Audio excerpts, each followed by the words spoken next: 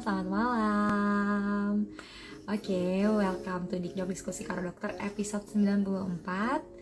Dan hari ini kita malam ya, jadi sejak bulan puasa kemarin atau hari pertama puasa, kita mulai start Instagram live maratonnya agak maleman dikit, naik 1 jam. Hai dokter, ini dokternya udah ada nih. Oke, sambil nunggu yang lain gabung. Hai Kak Fengki, udah pada banyak yang datang ya. Oke, nah teman-teman aku mau sapa-sapa dulu nih, apa kabarnya, gimana? Ternyata kalau kita hitung sebentar lagi tuh kayak 4 hari lagi tuh kita akan menyelesaikan bulan Maret kita, dan bentar lagi berarti kita masuk ke bulan April. Nggak kerasa banget ya, kalau udah bulan April nanti nggak akan kerasa juga udah lebaran. Kalau udah lebaran nggak kerasa berarti puasanya udah kelar dong. Jadi buat teman-teman yang puasa, aku mau semangatin terus, semoga puasanya lancar. Nah, by the way, hari ini sudah ditayangkan live-nya dari Jakarta, jadi aku udah nggak di Jogja lagi gitu ya, sudah habis masa liburannya, back to reality gitu. Dan kita akan ngobrolin malam hari ini dengan dokter gigi Joseph atau dentis gitu ya. Nah, sebelumnya kan kita lebih ke bahas apa ya, gigi anak, gigi susu campuran itu gimana. Terus kalau gigi anak itu hitam harusnya gimana. Nah, sekarang kita akan bahas ke gigi dewasa nih. Jadi kita akan fokus dengan judul gigi berlubang, ditambal atau dirawat syaraf. Ini banyak banget pertanyaan titipan dari teman-teman aku juga, karena masih banyak yang bingung nih, kalau aku giginya berlubang harus diapain sih sebenarnya. Nah, nanti kita akan ngobrol sama dokter Joseph nih, harus diapain dan apa sih tipsnya nanti. Oke deh, aku tulis judulnya dulu sambil kalian boleh undang teman-teman yang lain untuk nonton Instagram live kita malam hari ini. Ditunggu dulu ya.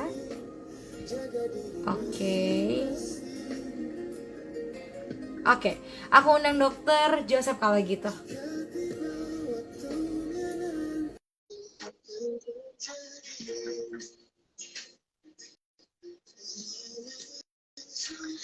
Lagi menghubungkan nih, bentar ya. Hai Halo, dok, selamat malam. malam Kirim dokter Joseph. selamat malam ya. Ibu, apa kabar?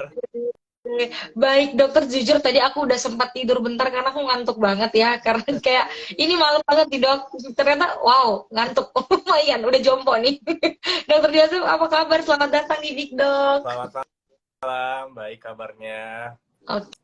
Oke, nah teman-teman, by the way ini first time juga dokter Joseph ada di Dikdok. Jadi dokter kita kenalan sebentar ya untuk dokter Joseph mungkin nih yang kemarin sibuk banget. Makasih banget waktunya udah mau aku colong juga. Masih mau malam hari ini di tengah malam sharing-sharing sama kita. Jadi saat ini kita lagi ada program live marathon dan dokter Joseph mau mengisi di salah satu topik kita, dan bagus banget topiknya malam hari ini karena saya yakin kayaknya dokter juga pernah, saya juga pernah gitu ya ngalamin atau akan pernah ngalamin gigi berlubang, apalagi teman-teman yang lagi nonton. Nah, sebelum kita akan bahas topik kita nih teman-teman, kita mau kenalan dulu sama dokter Joseph. Ini di mana sih dokter Joseph sekarang? Aktivitas dokter terakhir-terakhir ini ngapain aja? Silakan dokter. Halo semuanya, perkenalkan aku Joseph. Sekarang bekerja sebagai dokter gigi di Jakarta. Di Jakarta juga sebetulnya, iya.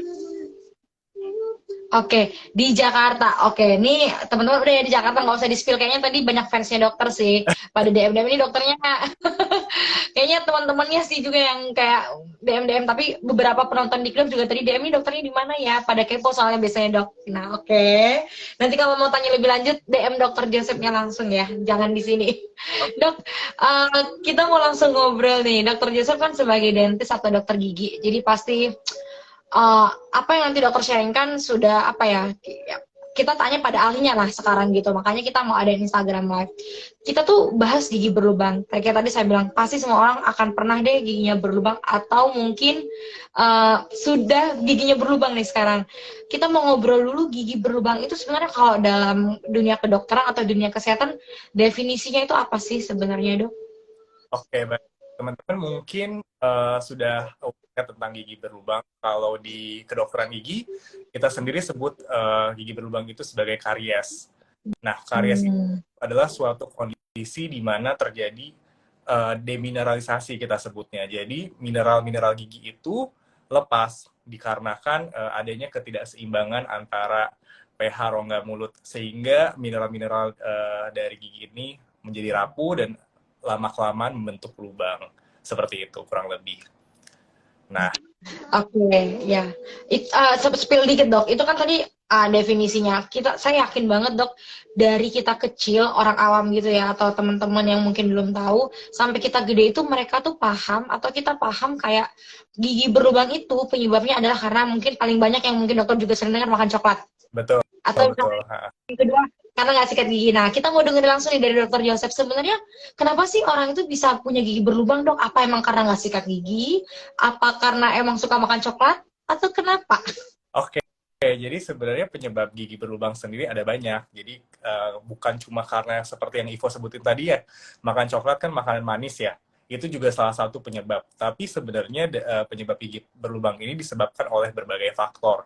Misalnya dari bentuk gigi itu sendiri. Jadi kalau misalnya teman-teman perhatiin di gigi belakang teman itu ada seperti kayak garis yang untuk bagian mengunyah makanan, itu kan lumayan dalam. Nah itu juga sering nempel makanan sehingga lama-kelamaan susah dibersihin, lama-kelamaan membentuk lubang. Tapi ada juga misalnya faktor dari bakteri. Dari bakteri ini yang paling berpengaruh yaitu namanya Streptococcus mutan.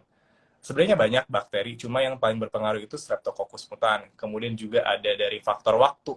Jadi kalau misalnya ada makanan yang terselip di gigi, kemudian lama nggak dibersihin, itu juga lama-kelamaan buat gigi berlubang.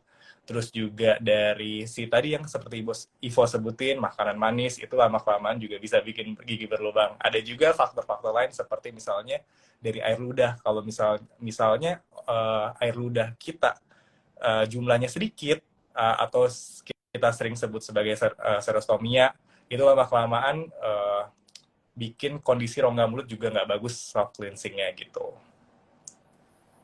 Oke, ini info menarik buat teman-teman mungkin yang jarang dengar adalah kita ayo ditambah informasinya mulai malam hari ini. Ternyata kayak tadi dokter bilangnya bentuk gigi seseorang gitu ya, So, struktur apa ya pengunyahan lah kita bilang ya. Kalau teman-teman suka cek mulutnya gitu ya, cek rongga mulutnya, garis kita tuh beda-beda. Terus yang paling sering mungkin makanan manis, bukan ke coklat aja kali ya dok ya, ya, mungkin segala bentuk makanan manis, terus bakterinya, dan yang terakhir ya mungkin kalau kita malas ngebersihin otomatis ya pasti peluang berlubangnya juga makin gede ya. ya. Oke. Nah, Itu ini kayak seru. tongkat makanan yang lengket kayak dodol gitu. Kalau biskuit Nah, kan lengket. Nah, jadi kalau misalnya susah dibersihin lama-kelamaan gigi orang juga bisa lobang gitu. tuh. Bahkan yang menariknya tadi yang tadi dokter bilang itu loh dok, kayak mungkin kalau ada teman-teman yang mungkin jumlah salivanya atau air ludahnya itu sedikit, itu berpeluang juga untuk mendapatkan gigi berlubang yang banyak ya. Terus peluang Tuh. dapat gigi berlubangnya ada gitu. Apalagi untuk orang tua kan, orang tua juga fisiologis dari si rongga mulutnya juga kelenjar salivanya makin kecil. Jadi Tuh, iya. hanya makin sedikit kan. Nah itu juga biasanya ditemukan pada orang tua yang misalnya sudah lansia, gigi berlubangnya juga banyak. Padahal dia juga rajin gosok gigi, misalnya kayak Sikat gitu. gigi. Itu salah satu yang menyebabkan gigi berlubang. Jadi banyak Hmm. faktor nggak dari makanan. Iya betul, saya juga suka makan coklat tapi gigi berlubangnya baru satu sih, tapi itu udah ditambal dok, nanti aku akan bahas gitu ya. Saya yakin kalau saya cek gigi teman-teman saya tuh ini udah berlubang nih gitu, jadi saya bersyukur gitu masih sedikit yang berlubangnya. Dok, kita ngobrol lagi, kan mungkin sebelum kita kayak bahas gejalanya atau tanda gigi kita tuh berlubang itu, kenapa sih gigi berlubang itu harus diperhatikan gitu kan? Allah belum bolong gede. Kadang kan orang Indonesia tuh atau kita kayak selama bolongnya belum bolong itu nggak apa-apa, nggak perlu diapa-apain. Kenapa gigi berlubang itu penting dideteksi sedini mungkin? Lebih ke situ sih mungkin dulu. Oke. Jadi kenapa gigi penting untuk dideteksi sedini mungkin? Karena kalau misalnya lubangnya sudah terlalu besar, maka perawatan kita juga sebagai dokter gigi maupun sebagai pasien maka akan semakin kompleks. Jadi kalau Betul. misalkan teman-teman, kalau misalnya kalian sudah mulai merasa gigi kalian udah ada lubang, segera ke dokter gigi. Karena kalau misalnya kalian dengan lubangnya kecil, kemudian dengan lubangnya besar, itu perawatannya bisa berbeda. Nanti mungkin akan dijelaskan lebih ya Ivo ya. Oke, lebih kompleks itu kata kuncinya teman-teman. Nggak mau ribet kan, jadi sedini mungkin tuh dicek. Betul. Nah, berarti Dokter Joseph coba kasih tahu kita deh. Kita tuh kan kadang kan teman-teman juga bilang gini, teman-teman saya deh, ya gue kan nggak tahu ya, Vo ini gigi berubah atau enggak, soalnya nggak kerasa sakit kok, nggak kerasa ngilu, kan katanya kalau berubah harus ngilu dulu, harus nyeri dulu. Nah, Betul. apa sih tanda-tanda yang mungkin umum yang bisa teman-teman perhatikan tanpa harus mungkin ke dokter dulu, misalnya dia bisa cek by mirror gitu atau melihat sendiri. Mungkin dari yang paling sederhana ada perbedaan warna dari gigi kita ya. Jadi kalau misalnya dari Hmm. mungkin giginya mulai berwarna kehitaman, kemudian kalau misalnya dari gigi belakang, kalau misalnya kita melihat di mirror ada garis kehitaman, itu juga salah satu tanda-tanda gigi berlubang. Tapi kalau misalnya kalau misalnya kita ngerasain adanya lubang, tapi kita mulai ngerasa kok saya setiap minum atau makan makanan panas atau dingin kok mulai kerasa ngilu ya, atau Iya. kurang nyaman, kemudian juga makanan sering terselip di daerah tersebut. Nah, itu mungkin Nah, salah satu tanda itu. Untuk di depan, misalnya kayak ada yang kita sebut sebagai white spot lesion, itu kayak misalnya pada gigi depan, warnanya jadi lebih ke kayak seperti kapur. Nah, itu teman harus aware. Mungkin bisa juga tanda-tanda gigi udah mulai mengalami demineralisasi, yang mineralnya mulai uh, gitu. berkurang. Jadi Iya. teman-teman udah bisa memperhatikan dari warna, kemudian juga dari gejala yang teman-teman rasakan, kemudian bisa konsultasikan ke dokter gigi. Gitu. Wah, ini bagus banget nih, teman-teman. Semoga ini didengerin ya, karena ini penting banget. Nah, sekarang So, kita langsung masuk ke topiknya. Ini topiknya baru dibahas, coba udah mau kelar padahal. Nah, ini teman-teman, teman-teman tuh juga banyak yang bingung banget kalau gigi berubah bener harus diapain sih. Dan ini kayaknya edukasinya tuh susah banget gitu loh, dok. Kita mau bilang, oh, ini harus dirawat, ini harus ditambal.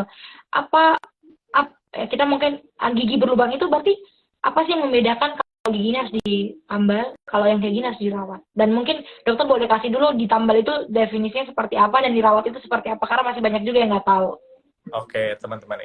Ini memang harus kita segera konsultasiin ke dokter gigi kita ya, karena kan dokter gigi kita yang biasanya melihat secara langsung kondisi teman-teman, kemudian melihat hasil ronsen, tapi biasanya kita sebagai dokter gigi melihat secara langsung kondisi klinis dari pasien, bisa dari anamnesis, tapi untuk menegakkan diagnosa pastinya juga kita butuh bantuan seperti foto ronsen gitu. Kalau misal kalau teman-teman misalnya cuma ngilu pas ketika minum air dingin, um, cuma berapa detik ya setelah rangsangan minum air dingin, kemudian lubangnya juga belum terlalu besar, kemudian mungkin si dokter gigi ini juga melihat dari foto ronsen, oh ini kan kalau gigi itu banyak lapisan ya, ada lapisan enamel, dentin, dan pulpa.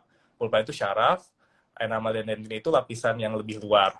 Nah, kalau misalnya teman-teman lubangnya masih sampai lapisan enamel atau dentin, itu biasanya kita cukup tambal tambal dengan bahan bahan tambal gitu. Tapi kalau misalnya si infeksi ini atau si lubang ini udah nyampe ke syaraf, nah itu yang kita sebagai dokter gigi mulai consider ini sepertinya butuh perawatan yang lebih lanjut, yang kita sering sebut sebagai perawatan saluran akar atau root canal treatment seperti itu. Oke, berarti mungkin kalau kita mau ambil kesimpulan, berarti tergantung kedalaman lubang gigi seseorang ya dok ya, yang Betul, menentukan treatmentnya tadi. betul, Oke, berarti kalau kita tarik lagi garisnya tadi yang dari awal kita sebutkan, berarti semakin cepat kita deteksi, ya kemungkinan besarnya hanya ditambal dulu ya ini teman-teman ya, tapi belum tentu, tapi kemungkinan besar gitu, karena mungkin langsung betul. dideteksi. Nah, dok, macam-macam deh, teman-teman tuh juga masih banyak yang bingung. Tadi kan kalau ditambal itu mungkin bedanya lagi yang paling signifikan itu apa sih dok? Apakah mungkin ditambal itu dengan sekali kunjungan bisa kelar? Karena masih banyak yang nggak tahu kayak kenapa sih Vo ini gue ditambal nih misalnya dia bilang gitu. Tapi kok gue disuruh balik lagi sampai 4 kali? Tapi dia nggak nanya dokternya gitu. Makanya saya bilang Oh, ya kamu tanya dong sama dokternya gitu. Nah silakan dok.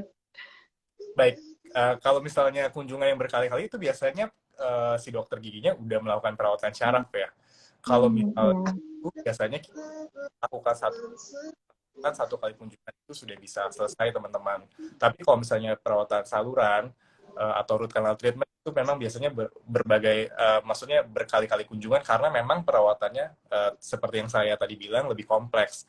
Jadi kita harus membuang syarafnya dari saluran, Dan saluran gigi itu kan ada banyak, ada yang satu, ada yang dua, ada yang tiga, bahkan ada yang lima gitu.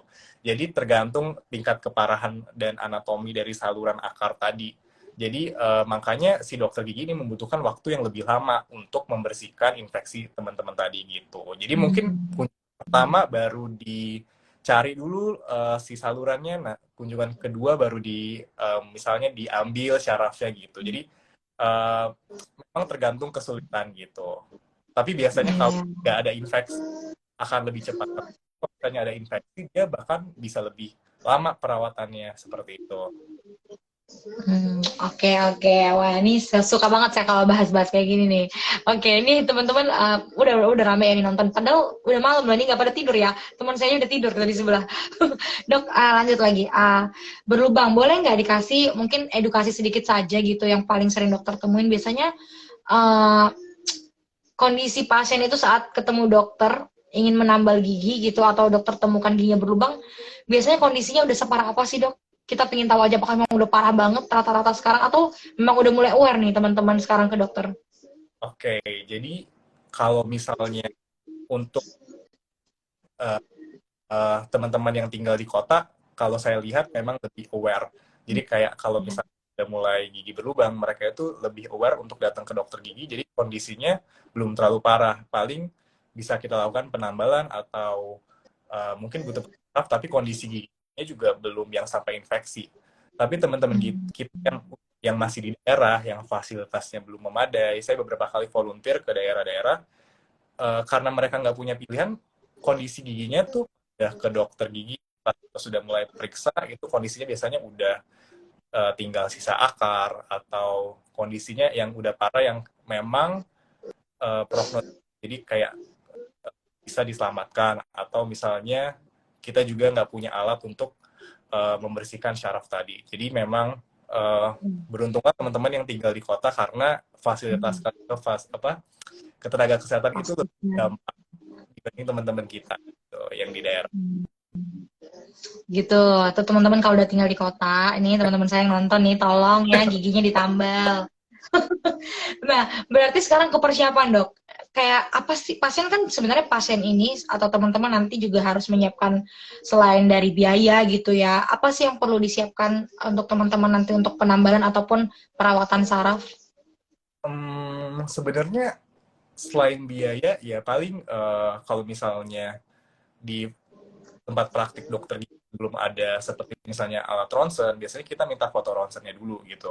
Tapi kalau misalnya di klinik dokter tersebut sudah ada foto ronsen, biasanya bisa langsung kita kerjakan gitu. Sama mental sih paling, karena banyak pasien yang takut pas dirawat syaraf. Jadi, dok kan dok gitu. Jadi kayak memang perawatan saluran itu kelihatan atau terdengar menakutkan karena kayak setelah kita jelaskan ke pasien bahwa syarafnya akan diambil menggunakan jarum, kemudian perawatannya berkali-kali, pasien itu kadang-kadang udah jiper duluan gitu. Iya, iya benar-benar. Nggak usah gitu dok, dengar suara buru aja mereka, lu mau diapain nih, mau diapain nih. Udah gitu duluan. Ya, makanya harus berani, makanya dirawat giginya kalau nggak mau dibur.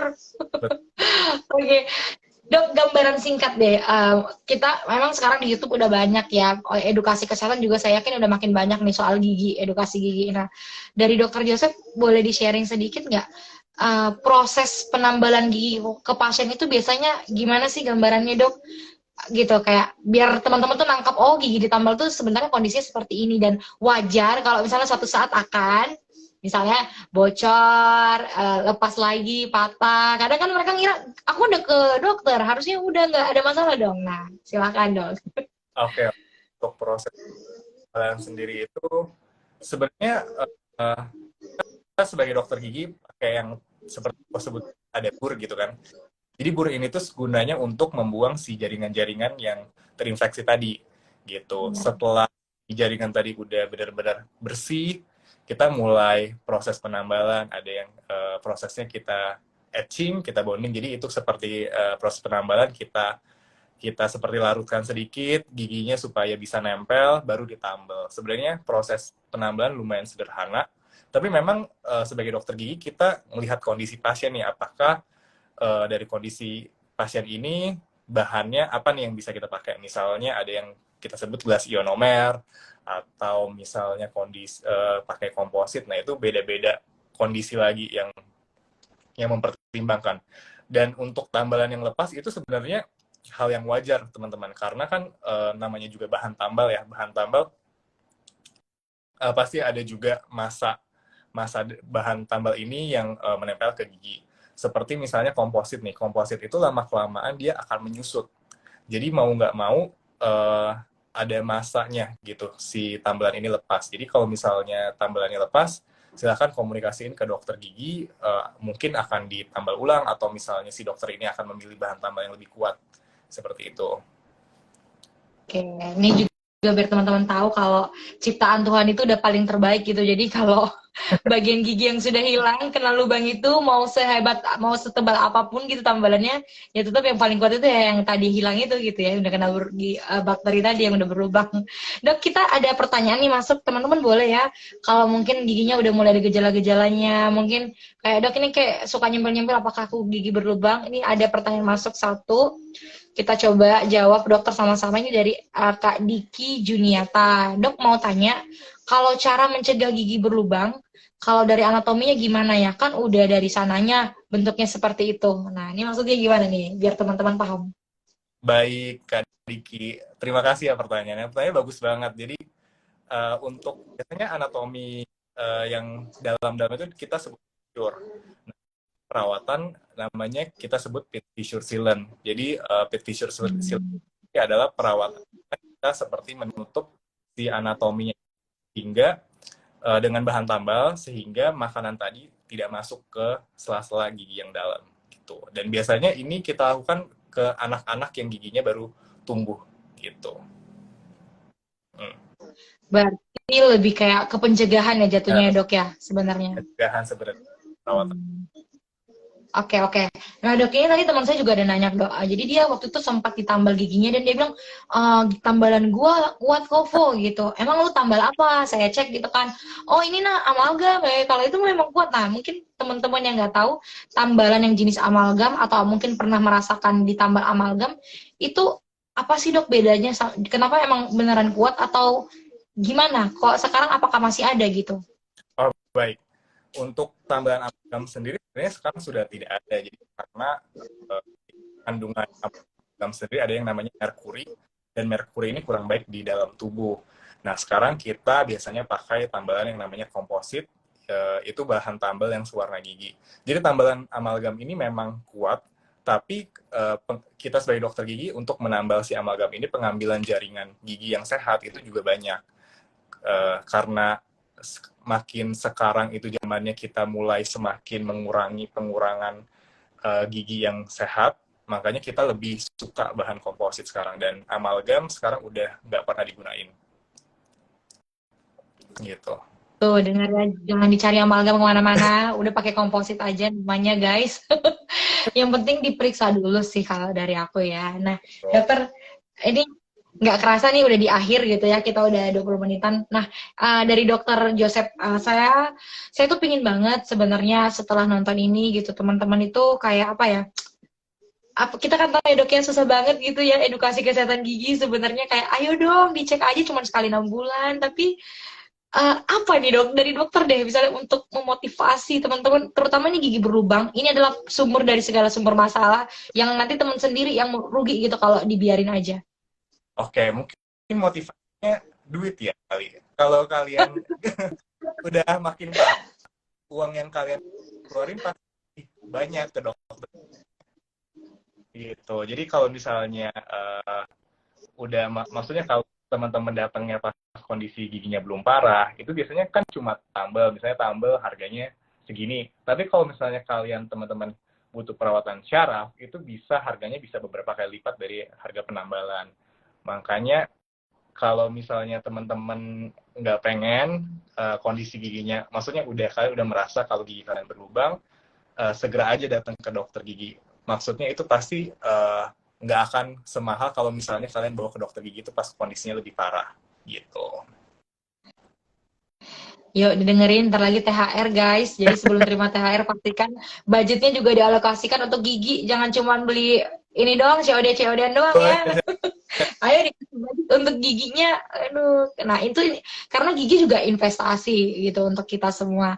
Oke deh, dokter nih nggak kerasa kita udah terakhir nih. Jadi mungkin buat teman-teman nih yang mau seru-seruan, nanti misalnya masih mau lanjut ngobrol sama dokter Joseph gitu atau mau tanya-tanya seputar kesehatan gigi atau gigi berlubang, teman-teman bisa reach dokter Joseph di mana nih? Mungkin praktek online ya atau praktek offline ya atau by DM atau gimana?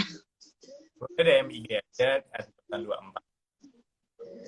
Oke, boleh follow Dokter Jo ya di @joe, Kan 2. ya Kak Joetan 24. Nah, itu boleh di follow. Oh, ini ada yang masih mau nanya lagi. Ayo Kak Telerat Bis, ayo ayo kita tunggu ini. Dia mau nanya nih, Dok. Kita tungguin nggak apa-apa. Terakhir boleh ya, Dok ya? Boleh, boleh. Silakan mau tanya apa? Nih, dokter kalau dokter deh, dokter pernah ditambal nggak giginya atau pernah dirawat nggak? Aku belum pernah ditambal untungnya. Oh, wah, hebat sombong nih, guys. Tapi tuh, nah itu bisa beda. Boleh. Dicabut udah pernah guys. Kalau saya belum pernah nih dicabut nih, jadi aman masih. Ayo Kak, telerabis mau nanya apa nih? Kita tungguin. Tips takut kali ya dok ya. Kalau untuk teman-teman yang takut ke dokter gigi atau misalnya pada saat treatment, apa sih yang mereka bisa lakukan? Kayak mau nggak mau harus ke dokter, tapi apa sih tipsnya? Apakah minum dulu? Apa dulu? Oh, baik. Kalau misalnya biasanya untuk obat-obatan yang dikonsumsi itu sifatnya sementara. Jadi memang kalau misalnya kita minum obat, eh, mungkin sakitnya menghilang saat itu, tapi infeksinya akan terus berlanjut. Nah, saya sarankan Ya. pada akhirnya tetap teman-teman harus ke dokter gigi. Nah, apabila teman-teman misalnya belum ada biaya, teman-teman sebenarnya bisa datang ke fasilitas pelayanan tingkat 1, misalnya seperti puskesmas, atau bisa kan di sini biasanya ada dokter gigi dokter muda yang perawatannya jauh lebih murah ketimbang teman-teman datang ke dokter gigi. Oke. Nah, itu teman-teman. Yuk, ini udah ada pertanyaan dok, udah masuk nih Kak Tere. Habis kita jawab ya Kak ya. Oh, ini bagus nih pertanyaannya dok. Dok, efek samping ketika melakukan perawatan saluran akar itu ada nggak sih dok? Kalau ada mungkin apa nih? Mungkin Oke, apa ya? jadi efek samping dari perawatan saluran akar itu bisa sebenarnya dari perawatan saluran akar itu bisa menyebabkan berbagai resiko ya. Misalnya seperti kan seperti yang saya sebutkan tadi, perawatan saluran akar misalnya membutuhkan jarum. Nah, jarumnya bisa patah. Terus juga efek samping yang lain adalah misalnya si rasa sakit yang berkepanjangan atau rasa tidak nyaman. Sebaiknya dikomunikasikan lagi ke dokter gigi mengenai kondisi kalian. Begitu. Oke. Intinya sih yang saya tangkap ya dari tadi kita ngobrol tuh udah kayak kita tuh juga belajar terbuka ya dok ya kalau sama dokter gigi gitu. Kalau dirasa kayak belum ngerti tanya gitu ya. Jangan ujuk-ujuk bahkan dia nggak tahu yang ditambal gigi mana tuh bahkan ada loh dok yang kayak gitu. Ah nggak tahu yang mana gitu. Yang penting udah kelar tuh. Tiba-tiba Jadi nyatanya, kok ini gue ditambah ini tapi gue nggak ngerasa gitu. Banyak juga. nah, Lebih baik emang atau misalnya yang gini loh dok kayak dia bilang oh yang keluhannya di gigi kiri tapi kok tambalannya gigi kanan terus ntar dia shock sendiri loh kok gigi kanan dok bukan gigi kiri ya dia nggak dengerin tadi kenapa gigi kanan jadi yang ditambal. jadi pasien sama dokter itu harus disamain dulu dari awal. Benar. Paling penting. Oke. Oke deh Kak Tere, semoga udah happy ya, udah dijawab pertanyaannya dan teman-teman, wow ini masih bertahan 7 orang ini nggak tidur ya, kalau saya sih udah tidur, sekarang saya ngantuk banget. Jadi Dokter Joseph terima kasih banyak buat sharingnya. Nah, Mudah-mudahan ya kayak tadi saya bilang semoga membantu teman-teman nanti nonton ulang video ini juga. Ayo semangat ya, jangan sampai berlubang giginya. Teman-teman kalau gitu aku dan Dokter Joseph pamit, kita masih ada live Instagram besok setiap hari. Kak, selamat istirahat, selamat bobo, semangat besok bangunnya. Dadah, selamat malam semua.